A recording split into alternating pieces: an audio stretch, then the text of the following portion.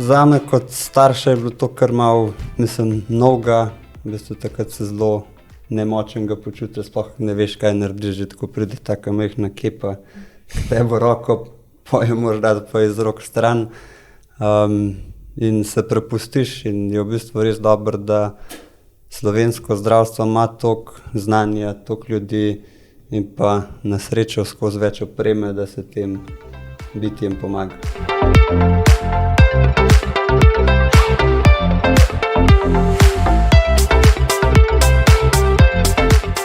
Dragi poslušalci, lepo pozdravljeni.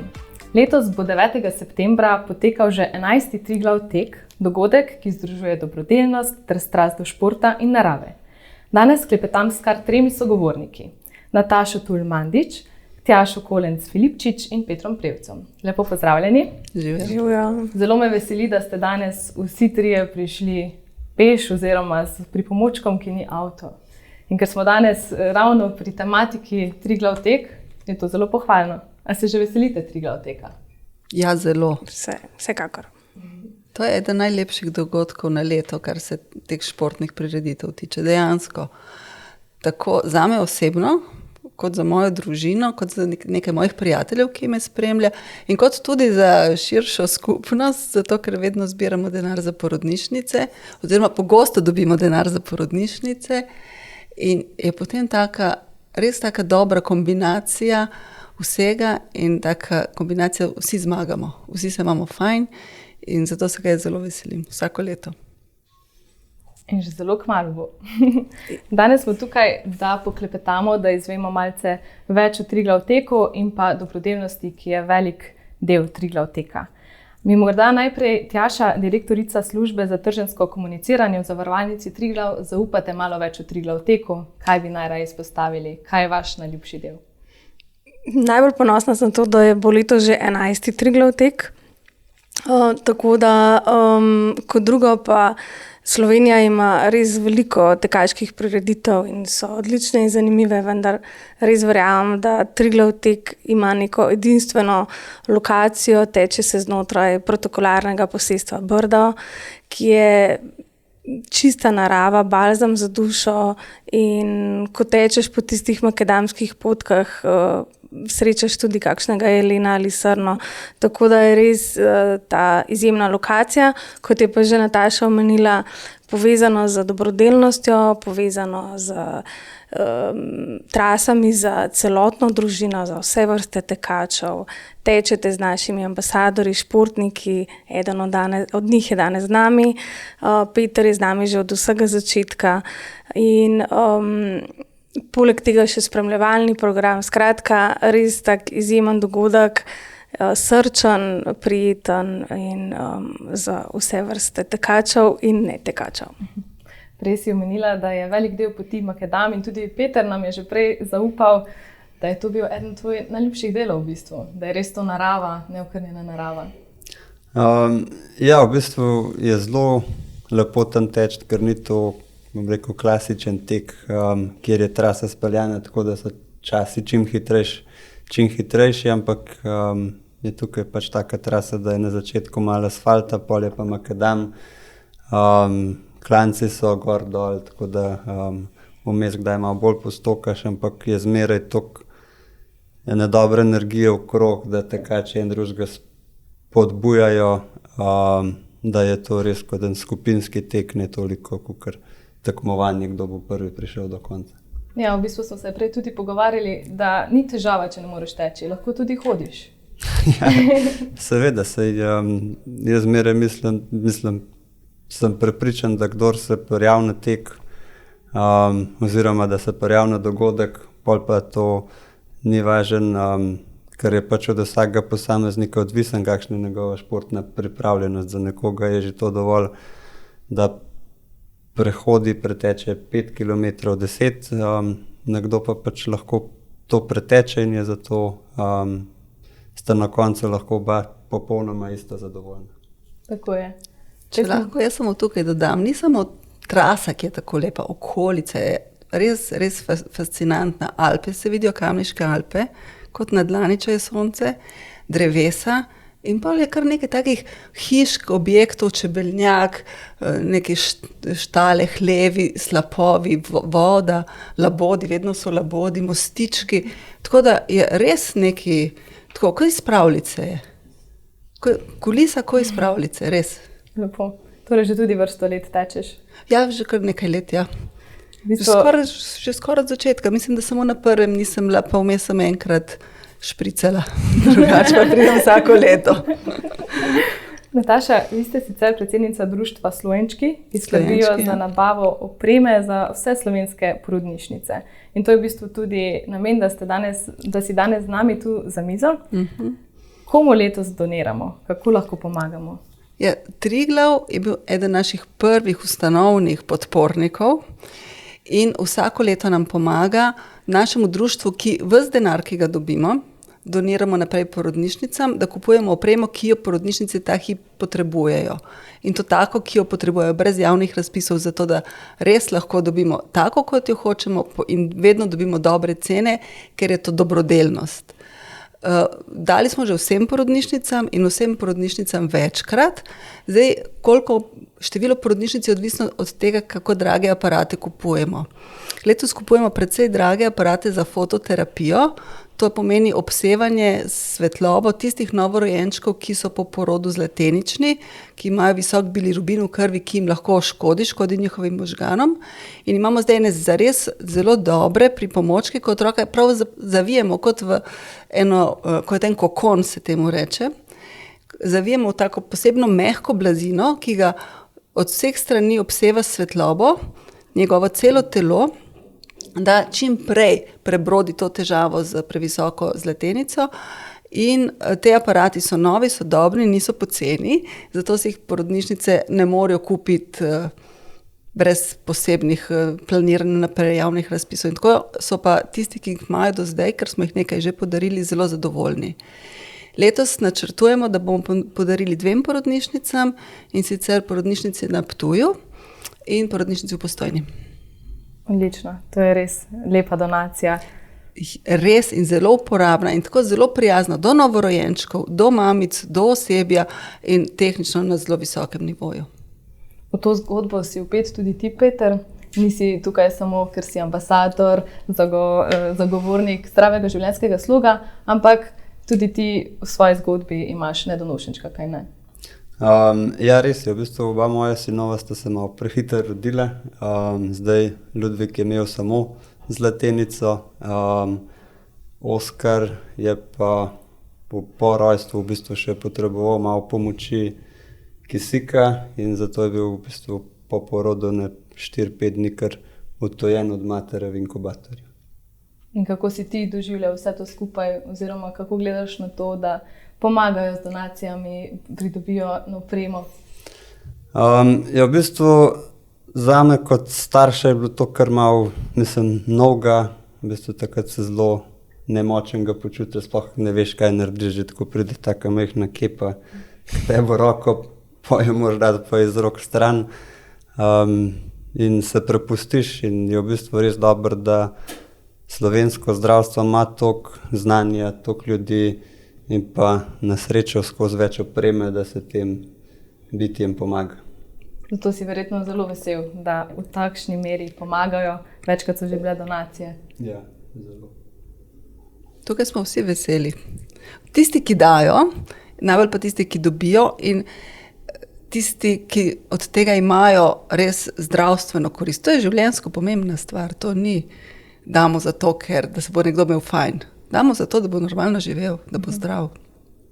To je tisto. V bistvu res bistveno oprema, ne? Totalno bistveno.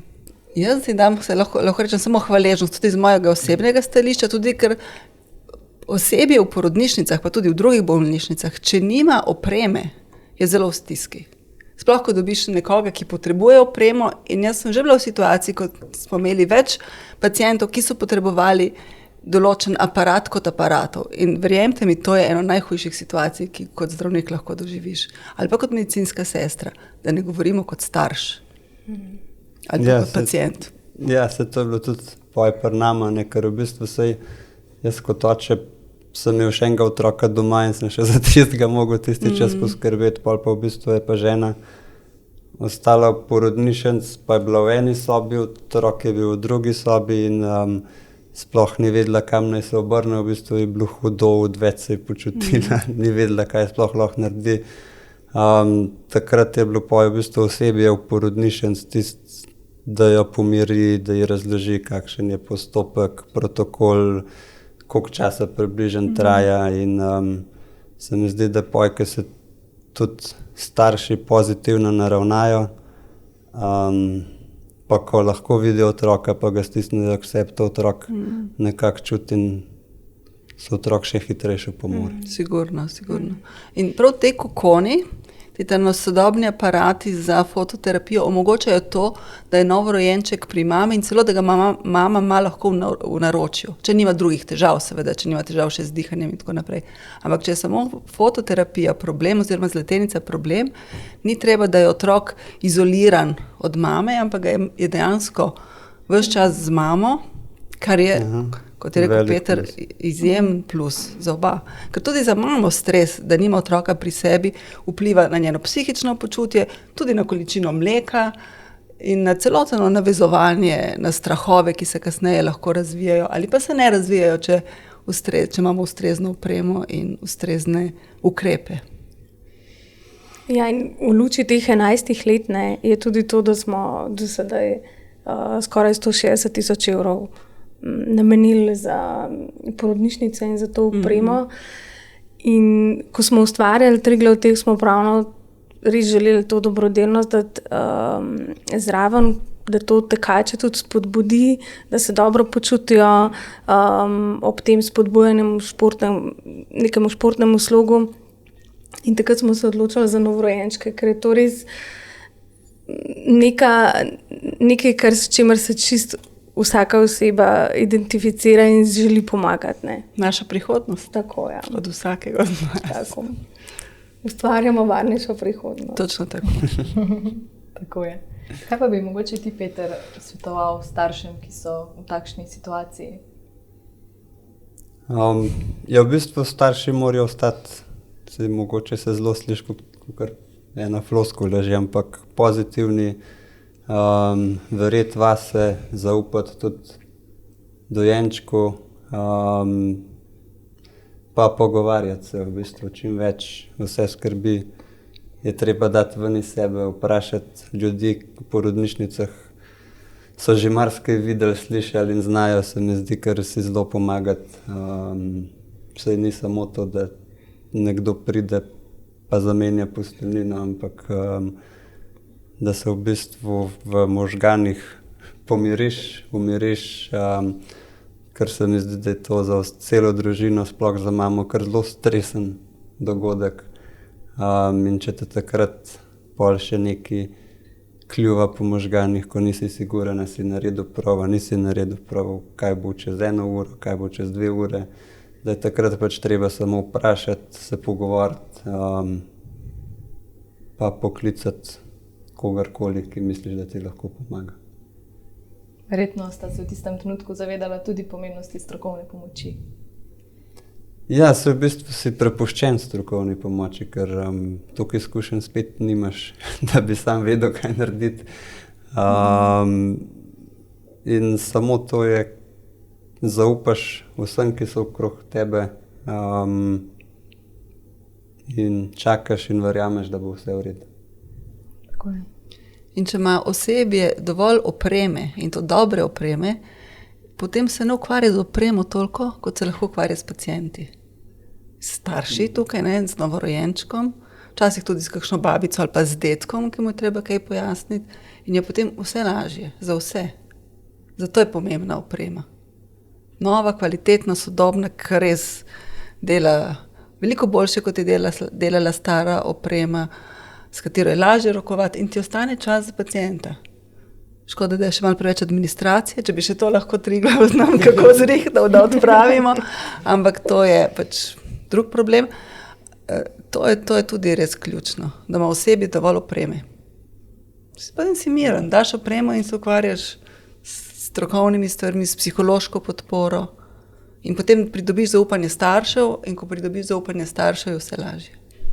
Če pa ti skačeš okoli in iščeš, kje boš dobil ustrezno opremo, ali pa naštimaš lučko, pa nekaj neha delati, piska, potem je stres že takoj večji. Ki pa lahko negativno vpliva, kot smo že v bistvu povedali. Sigurno, ja. Pomanjkanje opreme je hud stres v zdravstvu. Lahko. Razen, če jo dobiš, potem je pa v redu. Tako da. Dotaknimo se še v bistvu zdravega življenjskega sloga, ki k temu dobremu počutju manj stresa zagotovo pripomore, pomaga. Zdaj Triglav se zelo k temu posveča. Zagovarjate zdrav življenjski slog, zato v bistvu tudi Triglav teka. Absolutno. In zato želimo, da je Triglav tek omogoča neko izkušnjo z vsemi temi različnimi trasami. Se pravi, za bolj zahtevne tekače je na voljo polmaraton, 10 km, potem tudi 5 km. To je bila novost lansko leto in je bila zelo dobro obiskana. Potem je tudi štafetni tek, se pravi ekipnost. Tukaj se bolj podjetja prijavljajo in pa potem tudi 2 otroška teka. Tako da res spodbujamo že najmlajše in z najmlajšimi tečejo tudi naši ambasadori, športniki in to otrokom tako pomeni. In tudi ko imaš potem mogoče težavo, ko tečeš na 10 km, tudi sama sem že tekla, potem pa mimo tebe pritečejo športniki, te spodbujajo, res taka edinstvena izkušnja, mislim, ki jo nudimo. Tako da ne samo teki, res želimo spodbuditi, da na ta dogodek pride tudi vsi svojo družino, omogočeno je varstvo za otroke, takrat, ko greste teč, imajo tam otroci urejeno varstvo, razne vrste animacije, tudi ogrevanje vodeno pred tekom. Skratka, res tak lušten dogodek in zato res vabimo vse. Lahko se z nami pripravljamo vedno tudi veliko tekaških vsebin, tudi dogodke, kjer se pogovarjamo o preprečevanju poškodb, o prehrani, o načrtih za pripravo na tek. Tako da res ogromno nekih vsebin, ki lahko pridejo prav tudi tistim, ki še nikoli do sedaj niste pretekli niti kilometra. Ja, in kdor še ni nikoli pretekel, pa si ne upajte sploh na tak tek, meni se zelo dobro zdi, ker so enkrat na teden tudi, bom rekel, priprave na Triglav tek. Jaz sem se parkrat udeležil tistih, ki so na Brdu, ki jih vodi Klemen Dolenc in je v bistvu že tam dobro, da malo spoznaš, kako tečeš, oziroma tudi, če narobe tečeš, te lahko malo popravi in ti s tem v bistvu že olajša tek in prepreči kakšno poškodbo, ki se pojavi z nepravilnim tekom. Tako, s Klemenom Dolencem imamo tudi posnete razne videe za pripravo varnega teka, tako da te vse vsebine so na voljo na naši spletni strani, tako da res vsakemu tekaču lahko pridejo prav.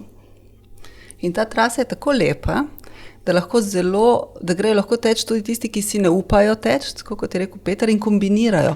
Malo hodiš, malo tečeš, se ustaviš, občuduješ res to enkratno naravo, tako da grejo lahko po trasi. Mislim, da tudi tisti, ki niso pripravljeni, da bojo pretekli 10 km ali pa 5 km, da malo tečeš, malo hodiš, navzgor hodiš, navzdol tečeš, pa si že pa občuduješ in je res fajn. In na prizorišču samem je toliko stvari dogaja, da nobenemu ni dolgčas, tudi spremljevalcem ne.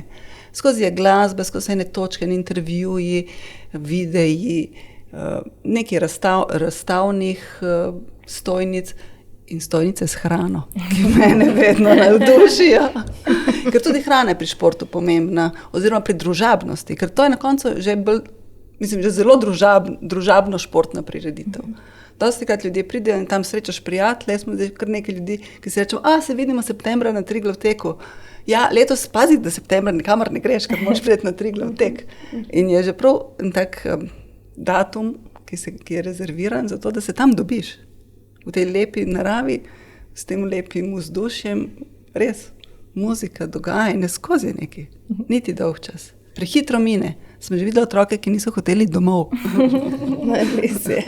In če pomislim, v 11 letih smo imeli samo enkrat nekaj padavin, no, drugače nas pa spremlja sreča in sonce. To pa res. Ja, pa tudi tisti dež ni bil tako slab.